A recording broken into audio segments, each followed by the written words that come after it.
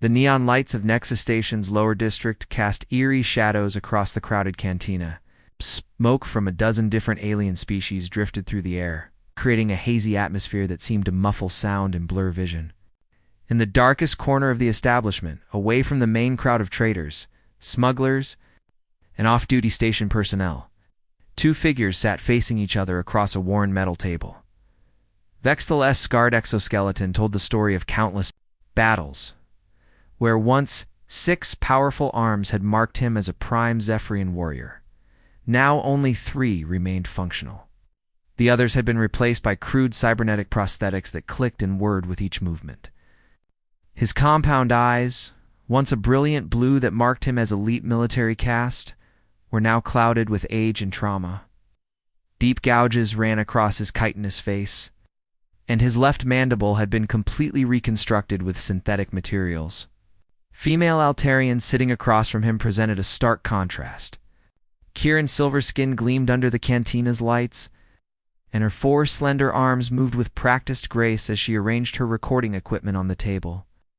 Her reputation as the galaxy's most fearless war correspondent was legendary. She had covered conflicts from the Outer Rim rebellions to the corporate wars of the Centauri sector. But this interview was different. This story had eluded journalists for over 2 decades. You want to know about the humans? Vextel's voice emerged as barely more than a whisper, his damaged vocal cords struggling to form the words.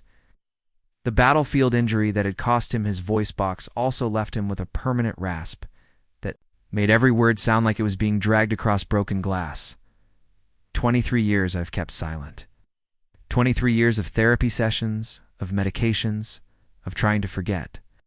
He lifted the glass of syntho with one of his remaining organic arms, the liquid glowing a soft purple under the cantina's atmospheric lighting. His hand trembled slightly, and not from age, but the nightmares. They never stop. Every night, I see their faces, hear their voices. I smell the smoke of their burning cities. The cantina around them pulsed with life. A group of Carillion traders argued loudly over shipping contracts at the bar, their translator devices creating a cacophony of overlapping languages. Near the entrance, a band of human mercenaries played some kind of card game, their laughter cutting through the ambient noise. The irony wasn't lost on either Vextel or Kieran that humans now worked openly as protectors and soldiers throughout the galaxy. Their reputation for fierce loyalty making them highly sought after, Kieran activated her recording device, small crystalline structure that began to glow with soft blue light. She had learned long ago that the best stories came from patience, from allowing her subjects to find their own pace. The Galactic Council's official records are sealed, she said carefully. The public only knows that the Zephyrian Empire attempted to expand into human space and withdrew after what they called diplomatic negotiations. But the casualty reports that leaked suggest something very different happened. Vextel's compound eyes focused on her, then shifted to stare at something beyond her shoulder, something only he could see. Diplomatic negotiations, he repeated, and for the first time something that might have been laughter escaped his damaged throat. It was not a pleasant sound. Is that what they're calling it now? A serving drone hovered nearby, its sensors detecting Vextel's empty glass. He waved it away with an angry gesture that sent the small robot spinning backward in alarm. Other patrons glanced over briefly before returning to their own business. In a place like this, everyone had their own secrets and scars. Tell me about your first encounter with them, Kieran prompted gently, her voice barely audible above the cantina's background noise. She had interviewed survivors of the worst conflicts in galactic history. But something about this Zephyrian veteran made her approach more carefully than usual. Vextel's compound eyes dilated suddenly, pupils expanding as if trying to take in more light, or perhaps more accurately, as if his mind was suddenly elsewhere entirely. His remaining arms tensed, cybernetic servos whining under the stress. For a moment, Kieran wondered if he was having some kind of episode, but then he began to speak. It was supposed to be routine, he said, his voice taking on the flat, emotionless tone of a soldier giving a mission briefing. The planet Earth 7. We called it New Haven in our intelligence reports. Small agricultural colony on the edge of what humans called their frontier space. 50,000 humans, maybe less. They had no significant military presence, no orbital defense platforms, no alliance treaties with major powers. He paused, reaching for his glass again and realizing it was empty. This time he didn't wave away the serving drone, instead ordering another synthal with a gesture. Our intelligence division classified it as a Category 1 pacification target. Minimal resistance expected. We brought 3 full battle fleets anyway. The weight of those words hung in the air between them. 3 full Zephyrian battle fleets. Represented enough firepower to level entire continents to crack a planet's crust if necessary. It was the kind of overwhelming force typically reserved for major military powers or heavily fortified worlds. Standard doctrine called for a swift orbital bombardment followed by ground occupation. Vexel continued, his voice growing quieter. Clean, efficient, minimal casualties on both sides. The humans would see our ships in their sky, understand the futility of resistance and surrender. We would establish a garrison, set up administrative control, and move on to the next system. It should have taken maybe a week. He accepted the new drink from the drone and immediately took a large swallow. The alcohol seemed to steady him somewhat, or perhaps just numb whatever memories were surfacing. I was a battalion commander then, he said, and there was something that might have been pride in his damaged voice. 500 ground troops. Under my command, all veteran soldiers who had served in dozens of successful campaigns. We had conquered worlds with populations in the billions. We had broken organized militaries with centuries of tradition and advanced weaponry. 3. Remaining arms spread wide in a gesture of disbelief that was universal across species. We thought it would be over in hours. We were fools. Arrogant, stupid fools who had no idea what we were about to face. The orbital bombardment began at 0600 hours, ship time. Axthel remembered the exact moment because he had been in the observation deck of the flagship, watching the planet's surface through enhanced view screens. The sight was almost beautiful in its terrible efficiency. Streams of plasma fire descended from the 3 battle fleets like falling stars, each one precisely targeted by the ship's advanced targeting systems. The bombardment lasted 6 hours. Vexel continued, his voice growing distant as he stared into his drink. We eliminated their defense platforms first. Tiny things, really. Barely more than automated turrets with basic shields. They put up no real fight. Then came their communication arrays, their government centers, their main power grid. Standard protocol. Any civilized species would have surrendered. The Zephyrian veteran's compound eyes reflected the cantina's neon lights as he recalled the methodical destruction. Our sensors showed massive energy signatures across the planet as their infrastructure collapsed. Transportation networks went dark. Communication networks fell silent. We destroyed their spaceport, their industrial centers, anything that could be used to coordinate resistance. Kieran leaned forward, her recording device capturing every word. But the humans didn't surrender? No, the word came out like a growl. When the bombardment ended, we waited. Standard procedure called for a surrender broadcast within the first hour after cessation of hostilities. Most species send multiple surrender requests during the actual bombardment. The humans sent nothing.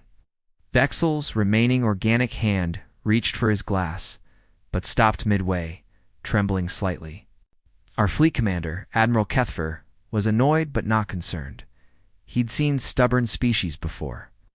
Some took longer to accept reality than others. He gave the order to deploy ground forces. The memory of that deployment was still vivid in the veteran's mind. Hundreds of dropships launching from the belly of massive carrier vessels, their engines creating brilliant trails of light as they descended through New Haven's atmosphere. Each dropship carried 40 fully armed Zephyrian soldiers, equipped with the finest military technology the Empire could provide. I was in the third wave, Vexel continued. My dropship, the Spear of Victory, was heading for landing zone Alpha, just outside what had been the planet's capital city. The pilots were joking over the comm channels about how easy this assignment was going to be. Shore leave on a conquered world, they said. Time to relax and enjoy the spoils of victory. The landing zone had been chosen specifically for its strategic value. It's an open plain near the city's outskirts, perfect for establishing a forward base. The area had been thoroughly scanned during the bombardment, showing no signs of military activity or defensive positions. When our dropships landed, we expected to find broken survivors begging for mercy, Vexel said, his voice barely above a whisper. Instead, we found hell. The first indication that something was wrong came as the dropship ramps lowered. Air outside carried the smell of smoke and destruction, but also something else, something that made the veteran soldiers uneasy without being able to identify why. The human commander who met us at the landing zone. Vexthal's remaining hand finally completed its journey to his glass, gripping it tightly. His name was Park Dujin. Intelligence files later told us he had been a farmer before the war. Grew something called rice in the flooded fields outside the city. He had a wife, 2 children, and a small farm that had been in his family for generations. The image was burned into Vexel's memory with perfect clarity. Park Dujin had been a man of average height by human standards, wearing simple civilian clothes that were torn and dirty from the bombardment. His face was streaked with soot and what looked like dried blood, but his eyes were clear and determined. He walked up to our advanced scout under a white flag, Vexel continued. Universal symbol of truce, recognized by every civilized species in the galaxy. Our protocols required us to acknowledge it, to allow him to approach for negotiations. 4 arms remained perfectly still as she listened. A surrender, we thought so. Commander Zalthek, our ground forces leader, was already preparing to accept the formal surrender documents. He had done this dozens of times before on other worlds. The routine was always the same. The local leader would approach, acknowledge the superiority of Zephyrian forces, and formally transfer authority to the occupying forces. Vexel's compound eyes focused on something beyond the cantina's walls, seeing a scene that had played out 23 years ago. But Dujin didn't carry any documents. He didn't have any advisors with him. He just walked up to Commander Zalthek, looked him straight in the eye, and said something that none of us expected.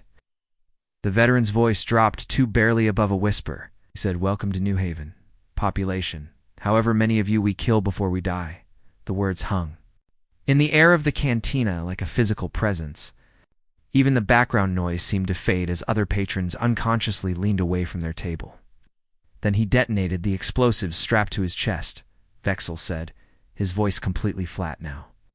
Took out 12 of our soldiers with him, Commander Zalthek, 4 squad leaders, and 7 enlisted personnel.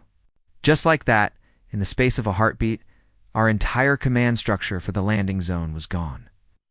The veteran's 3 remaining arms wrapped around himself as he remembered the chaos that followed. The explosion was the signal. When we realized these weren't like any species we'd conquered before, the humans had been waiting, watching, planning. Within minutes of the explosion, the landing zone erupted into chaos. Human fighters emerged from hidden positions that the orbital scans had somehow missed. Underground bunkers opened like flowers of death, spitting out armed civilians who moved with a coordination that spoke of careful preparation. They came at us from everywhere, Vexel continued. From the rubble of buildings we thought we'd destroyed. From drainage tunnels our sensors couldn't penetrate. From concealed positions in what looked like empty fields. They weren't soldiers in the traditional sense, but they fought like they were born for war. The veteran paused to take another drink, his hands steadier now that he was deep in the telling. A young woman named Kim Nari led a group of teachers and students who had fortified their school. We didn't know her name then, of course. She was just another target to neutralize. But she turned that school into a fortress that held off an entire battalion for 3 days. The image of Kim Nari was one that would haunt Vexel forever. A small woman, barely reaching his shoulder, even with his species' naturally compact build. Directing the defense of a simple educational facility with the skill of a seasoned military commander. Her forces consisted of teachers, students, maintenance, workers, and parents who had come to help defend their children's school. They used the school's own structure against us, Vexel explained. Classrooms became sniper nests. Hallways became kill zones. The gymnasium was turned into a workshop where they manufactured explosives from cleaning supplies and chemistry equipment. They knew every inch of that building, every hiding spot, every angle of attack. The 3-day siege of the school became a symbol of human resistance throughout the planet. While Zephyrian forces threw wave after wave of attacks at the building, Kimnari's defenders held firm. They used the school's public address system to broadcast messages of defiance to the rest of the colony, coordinating with other resistance cells and sharing tactical information. They fought like they had nothing to lose, Vextel whispered, his voice carrying a mixture of horror and admiration. Because they didn't. These humans weren't fighting for territory or resources or political power. They were fighting for their right to exist, for their children's futures, for their very identity as a species. The veteran's compound eyes fixed on Kieran again. That's when we began to understand. This wasn't going to be a quick pacification. Mission? This was going to be a war unlike anything we'd ever experienced. A war against an entire population that had chosen death over surrender. The occupation was supposed to last 3 weeks. 3 weeks to establish control, set up administrative systems, and begin the process of integrating New Haven into the Zephyrian Empire. The military planners had allocated resources accordingly. Supply convoys were scheduled, rotation schedules were prepared, and victory celebrations were already being planned back on the homeworlds. It dragged on for 8 months. Vextel continued, his voice barely audible above the cantina's ambient noise. His compound eyes had taken on a haunted quality, as if he was seeing through the walls of the Establishment 2 battlefields that existed only in his memory. 8 months of hell that broke the minds of soldiers who had conquered dozens of worlds. The veteran's remaining organic arm gestured weakly at the air, as if trying to grasp something that kept slipping away. The first sign that we were in serious trouble came on day 4 of the occupation. We had established our main command post in the former government building, a massive structure in the center of the capital city. 30 stories of reinforced construction, perfect for our needs. Kieran leaned closer, her recording device picking up every nuance of his damaged voice. The cantina around them had grown quieter as the night shift began, but neither of them noticed the change in atmosphere. That building should have been impregnable, Vexel continued. We had sensors covering every approach, automated defense systems, and 3 full companies of guards. But the humans didn't attack from the outside. They came from below. Memory was still vivid in his mind. Explosion had come without warning, deep beneath the building's foundation. Not enough to bring down the entire structure, but sufficient to destroy the power grid, disable the elevators, and create chaos throughout the command center. Lihei 1, Vextel, said the name like he was speaking of a demon from ancient mythology. A former engineer who had worked on the city's infrastructure before the war. He knew every pipe, every tunnel, every forgotten maintenance shaft beneath the capital. While we were watching the skies and the streets, he was building an entire military network underground. Lihei 1 had been a quiet man before the war, working for the city's water treatment facility. His job had required him to crawl through the maze of tunnels and service corridors that kept the city functioning. He knew which tunnels connected to which buildings, where the main power lines ran, and how to move unseen through the urban underground. Network of tunnels allowed fighters to appear anywhere, strike hard, and disappear before our forces could respond, Vextel explained. It would emerge from storm drains to attack our patrols, then vanish back into the darkness. They struck our supply depots, our communication centers, our vehicle pools, always from directions we didn't expect. The veteran paused to take another drink, his hand steadier now that he was deep in the telling. We tried everything to stop them. We sealed manholes, blocked tunnel entrances, even pumped poison gas into the sewer systems. But Lihei 1 was always one step ahead. He had mapped every inch of the underground, and he knew dozens of ways to reach any target. The Zephyrian forces found themselves fighting an enemy they couldn't see or predict. Traditional military tactics became useless when the battlefield extended into 3 dimensions, with enemies who could attack from above, below, or beside. With equal effectiveness, controlled the sky, the major roads, the government buildings, Vextel said, his voice growing bitter. But we controlled nothing. Every street corner was a potential ambush. Every building could be a trap. We couldn't move freely in our own occupied territory. The situation became even worse as more humans joined the resistance. Choi Min-soo, a mechanic who had repaired farming equipment before the war, became one of their most dangerous bomb makers. Using his knowledge of machinery and electronics, he created improvised explosive devices from the most innocent materials. Choi Min-soo could turn a broken tractor into a weapon that could destroy our armored vehicles, Vexel continued. He used fertilizer from the farms, fuel from agricultural machinery, even electronic components from household appliances. His bombs were crude by military standards, but they were incredibly effective. The mechanic's weapons were particularly terrifying because they were so unpredictable. An abandoned farming tool by the roadside could explode when a patrol walked past. A broken-down vehicle could detonate when soldiers tried to move it. Even children's toys were sometimes rigged with explosives. We started treating everything as a potential threat, Vexel explained. Our soldiers developed what the medics called hypervigilance syndrome. They couldn't relax, couldn't trust anything they saw. Some of them stopped sleeping. Others refused to leave the base unless absolutely necessary.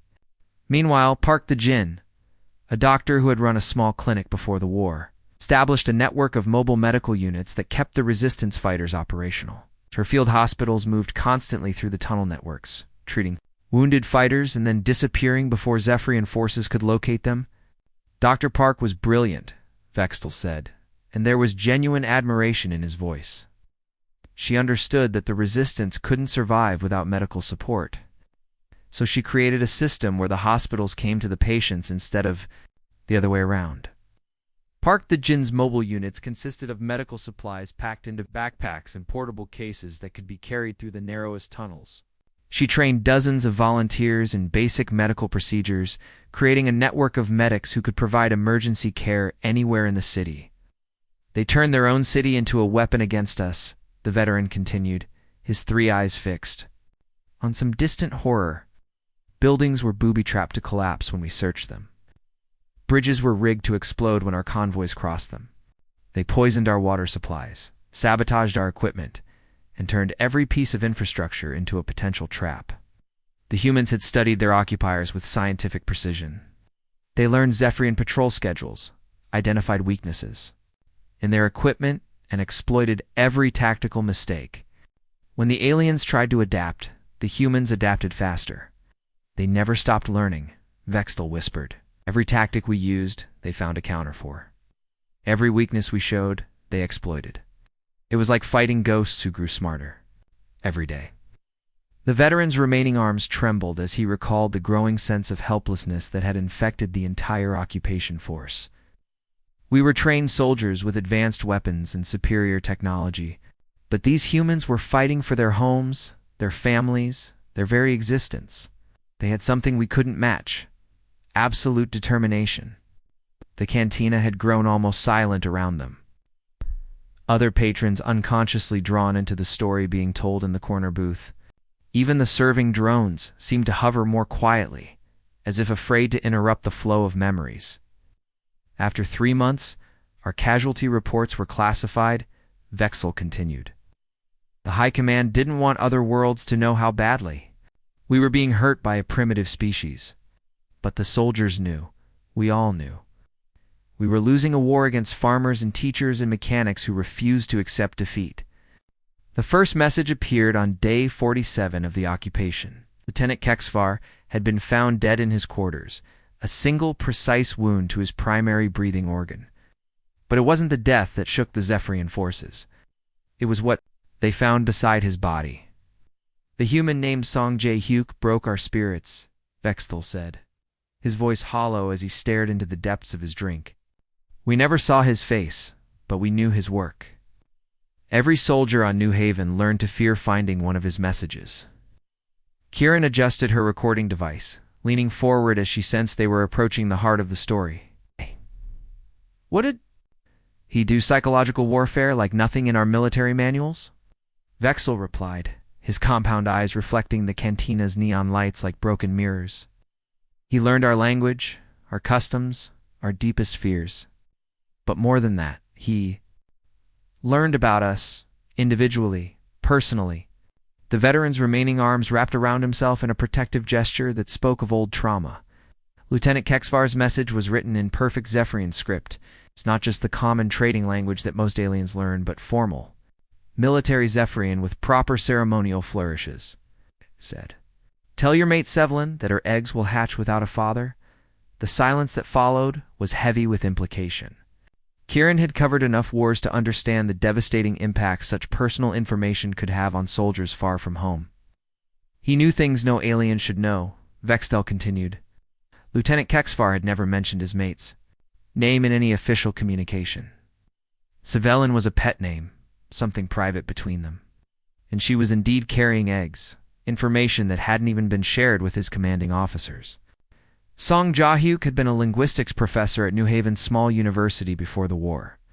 His specialty was xenolinguistics, the study of alien languages and communication patterns.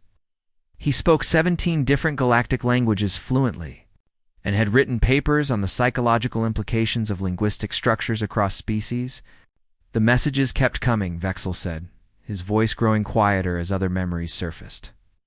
Captain Morthok found one that described his son's favorite game back on the home world.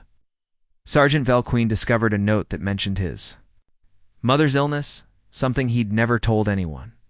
Each message was more personal, more impossible than the last. The psychological impact spread through the occupation forces like a plague.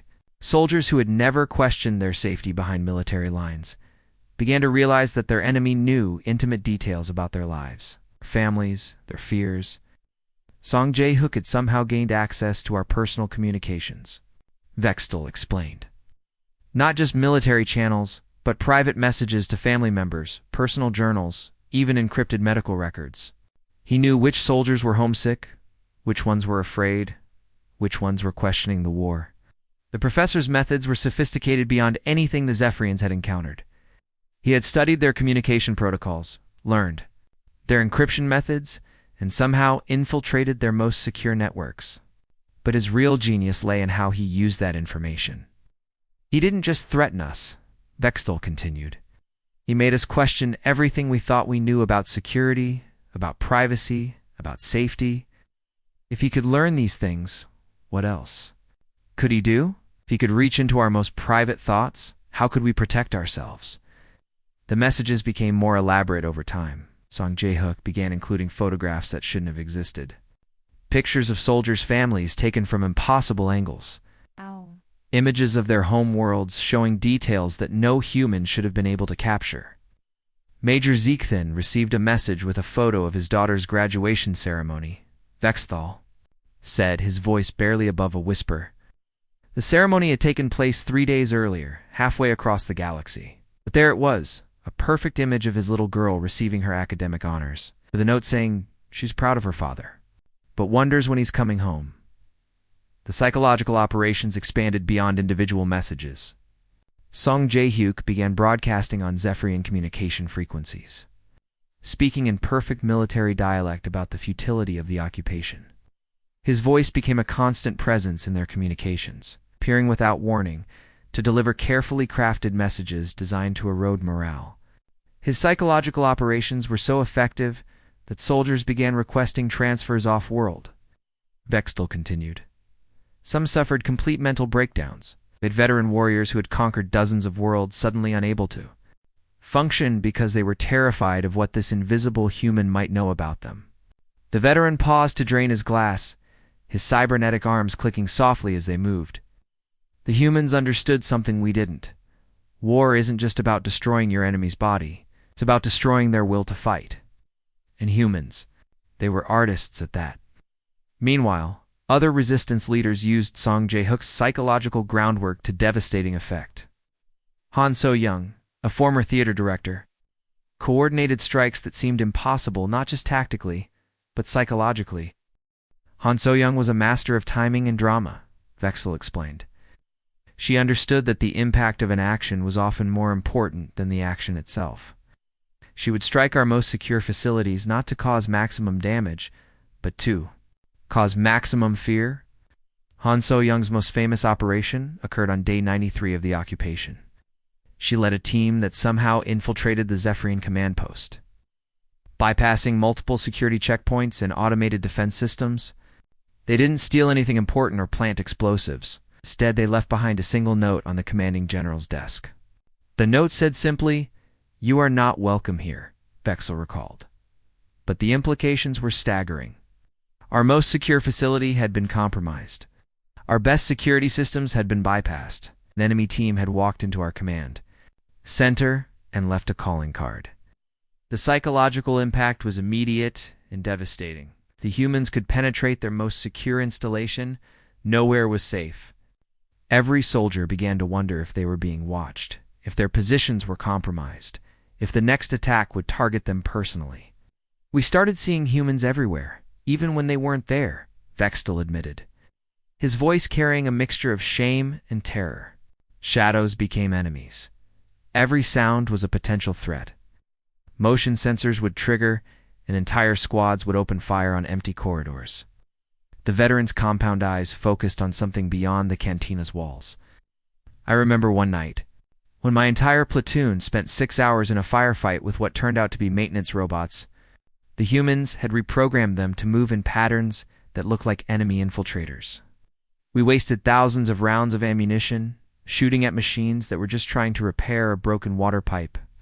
The psychological warfare became so effective that it began to affect the Zephyrians' ability to function as a military force. Units became paralyzed by fear and suspicion. Soldiers refused to go on patrol alone. Some refused to leave their bases at all. "We were veteran soldiers who had conquered worlds and broken empires," Vexel said, his voice filled with bitter irony. "These humans reduced us to frightened children, jumping at shadows and seeing enemies where none existed." The cantina around them had grown almost silent. Other patrons unconsciously drawn into the story of psychological warfare that had broken one of the galaxy's most powerful military forces.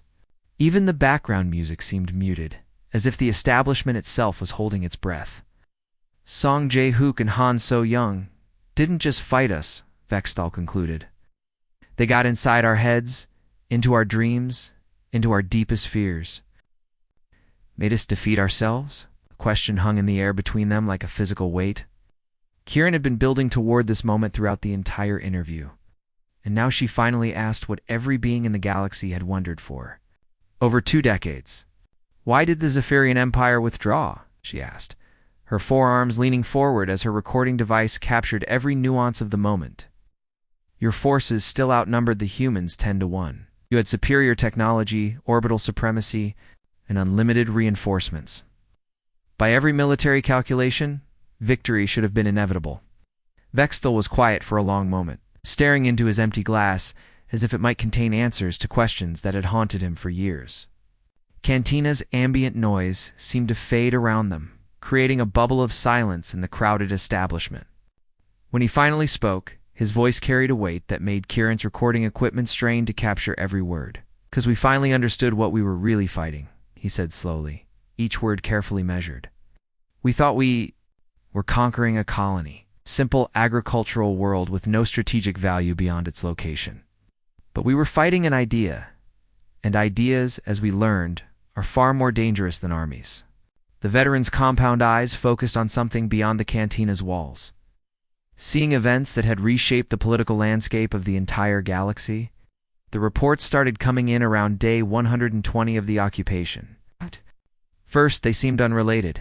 Scattered incidents on worlds throughout Zephyrian space. Mining strikes on Kepler 7. Work slowdowns on the industrial world of Proxima Base. Protests on the agricultural colonies of the Outer Rim. He paused to signal for another drink, his cybernetic arms moving with practiced efficiency.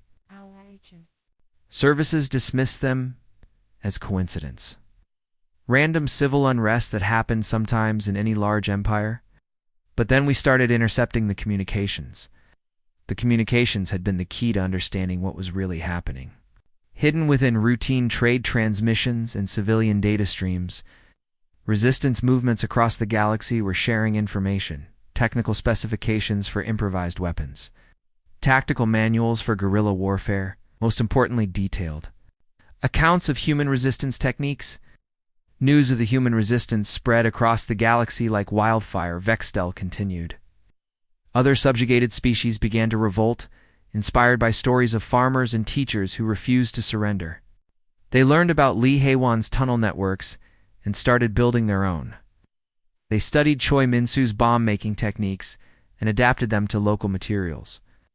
They copied Song Jo-hook's psychological warfare methods. The impact was devastating for the Zephyrian Empire. Within 6 months, they found themselves fighting active rebellions on 47 different worlds. Species that had been conquered decades earlier suddenly remembered what freedom felt like. The Empire's military forces stretched thin across. Multiple fronts began to crumble under the pressure. The Altarian mining colonies were the first to openly declare independence, Vextal explained. They used human tunnel warfare techniques to turn their mine shafts into impregnable fortresses. When we sent forces to retake the mines, they found empty caverns and collapsed tunnels. The workers had simply vanished underground, taking all their mining equipment with them. The veteran's voice grew more strained as he recalled the cascading series of disasters. The Carillion agricultural worlds followed suit. They had learned from the humans how to turn farming equipment into weapons. Suddenly, every harvest machine was a potential tank. Every irrigation system was a potential weapons delivery network. The psychological impact was even worse than the tactical setbacks. The Zephyrian Empire had built its reputation on the inevitability of its conquests. When word spread that humans had successfully resisted for over 8 months, that reputation began to crumble. The Emperor himself finally authorized direct negotiations, Vextal said, his voice dropping to barely above a whisper. The human leader who finally contacted us for negotiations. Her name was Kim Soo-jin. She had been a school principal before the war. Kim Soo-jin had emerged as the de facto leader of the human resistance during the later months of the occupation. Her background in education had made her uniquely suited to coordinate the complex network of resistance cells that had spread throughout New Haven. She understood organization, communication, and most importantly, she understood people. She sat across from our negotiators. She didn't look like what we expected, Vexel continued, and for the first time during the interview, something that might have been a smile crossed his scarred features. Kieran leaned closer. "What did you expect? A monster," he replied without hesitation. "A warrior beast covered in scars and armor, bellowing threats and demands. Someone who looked like the nightmare these humans had become in our minds. Instead, we found a woman who spoke softly but whose eyes held the fury of a dying star. The negotiation had taken place in a neutral location, a trading station on the edge of human space. Kim Soo-jin had arrived with a small delegation of resistance leaders, while the Zephyrians had brought a full diplomatic corps backed by military advisors. She was maybe 5 feet tall by human measurements, Vextal recalled. Wearing simple civilian clothes that had been patched and repaired multiple times, her hair was streaked with gray from the stress of leading a resistance movement. But when she spoke, every being in that room listened. Kim Soo-jin's offer had been elegantly simple and terrifyingly effective. Complete withdrawal from human space, recognition of human independence, and reparations for the damage caused by the occupation. In exchange, the humans would stop broadcasting their resistance tactics to other species throughout the galaxy. The alternative, Vextal continued, his voice growing quiet again, was watching the entire galactic order collapse as every conquered world followed the human example. She made it clear that the resistance broadcasts would continue until either we withdrew or the Empire fell apart completely. The veteran's remaining organic arm gestured weakly at the air. She told our negotiators something I'll never forget. She said, "You came here expecting to find prey. Instead, you found predators who disguise themselves as prey until it's too late." The words had sent chills through the Zephyrian negotiating team. It perfectly captured what they had experienced. On New Haven, the humans had appeared to be helpless victims, but had revealed themselves to be something far more dangerous. The Emperor accepted the terms within 72 hours, Vexel said. Complete withdrawal from human space. New Haven was declared a free world, and humanity was granted protectorate status by the Galactic Council. The resistance broadcasts stopped immediately, but the damage was already done. The Zephyrian Empire never fully recovered from the New Haven debacle.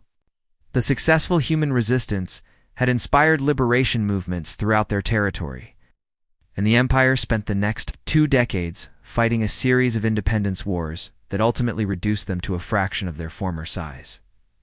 23 years later, I work as a security consultant, Vextel concluded as he slowly rose from his seat, his cybernetic legs whirring softly under his weight.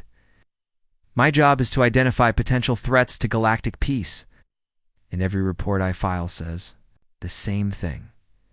Never underestimate a species that fights not for conquest, but for the right to exist. He stood for a moment, looking down at Kieran with his compound eyes reflecting the cantina's neon lights. The humans taught the galaxy a lesson that day. They showed us that the most dangerous enemy isn't the one with the biggest weapons or the largest army, it's the one who refuses to surrender, no matter the cost. As Vextel walked away, his cybernetic limbs clicking against the cantina's metal floor, Kieran reviewed her recordings. The story was complete, but she knew its impact was just beginning. This interview would spread across the galaxy within days, carried by news networks and data streams to every inhabited world. The legend of New Haven had already become humanity's greatest defense. In the years that followed the occupation, no major power had attempted to invade human space. The mere possibility of facing the kind of resistance that had broken the Zephyrian Empire was enough to deter even the most aggressive species. But more than that, human example had changed the galaxy itself. Dozens of species had won there. Independence, using techniques pioneered by farmers and teachers on a small agricultural world, the balance of power had shifted permanently. From large empires that ruled through fear to smaller nations that survived through determination. As Kieran packed her equipment and prepared to leave, she reflected on what she had learned. The humans of New Haven had done more than win a war. They had proven that freedom was not something that could be given or taken away by superior force. It was something that had to be earned through sacrifice and defended through absolute refusal to surrender. The story would be told and retold across the galaxy, inspiring new generations of beings who refuse to accept oppression. And somewhere in human space, the descendants of Park Dujin, Kim Nari, Lee Hae-won, and all the others would continue living free lives, aware that their ancestors had changed the course of galactic history. The END